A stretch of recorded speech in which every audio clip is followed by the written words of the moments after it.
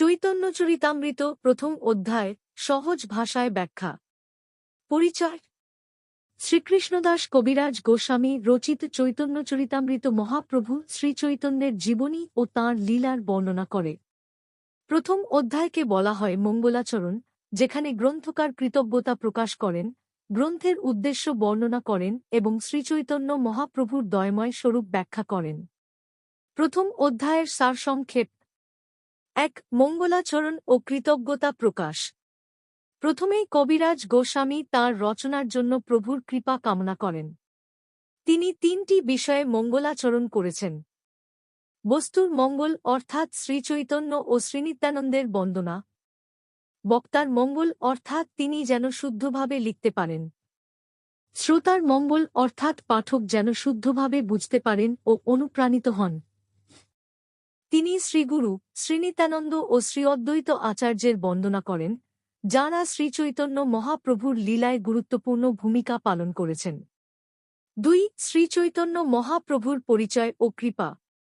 কবিরাজ গোস্বামী ব্যাখ্যা করেন যে শ্রীচৈতন্য মহাপ্রভু হলেন স্বয়ং শ্রীকৃষ্ণ, যিনি প্রেমভক্তি প্রচারের জন্য এই পৃথিবীতে আবির্ভূত হয়েছেন। তিনি ভগবানের করুণা ও প্রেমের সাগর।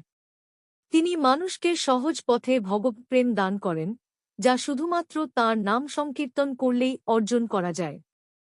৩. শ্রীনিত্যানন্দ ও শ্রী অদ্বৈত আচার্যের ভূমিকা। শ্রীনিত্যানন্দ প্রভু হলেন স্বয়ং বলরাম, যিনি মানুষের মুক্তির জন্য কাজ করেন। শ্রী অদ্বৈত আচার্য শ্রীহরির প্রতি ভক্তিভাবে ভক্তদের আকৃষ্ট করেন এবং মহাপ্রভুকে এই পৃথিবীতে আবির্ভূত হতে অনুরোধ করেন। ৪. চৈতন্যচরিতামৃত রচনার উদ্দেশ্য। কবিরাজ গোস্বামী বলেন যে এই গ্রন্থ রচনার উদ্দেশ্য হল শ্রীচৈতন্য মহাপ্রভুর লীলাকে সবার কাছে সহজভাবে পৌঁছে দেওয়া। তিনি নিজেকে ক্ষুদ্র ও অধম মনে করলেও ভক্তদের অনুরোধে এই মহান কর্মে প্রবৃত্ত হয়েছেন।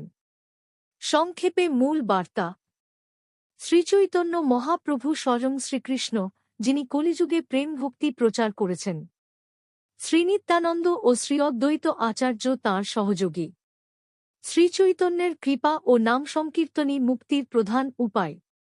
এই গ্রন্থের উদ্দেশ্য শ্রীচৈতন্যের জীবন ও শিক্ষাকে সহজভাবে সকলের কাছে পৌঁছে দেওয়া। এভাবেই প্রথম অধ্যায় আমাদেরকে শ্রীচৈতন্য মহাপ্রভুর মহিমা ও তাঁর কৃপা সম্পর্কে অবগত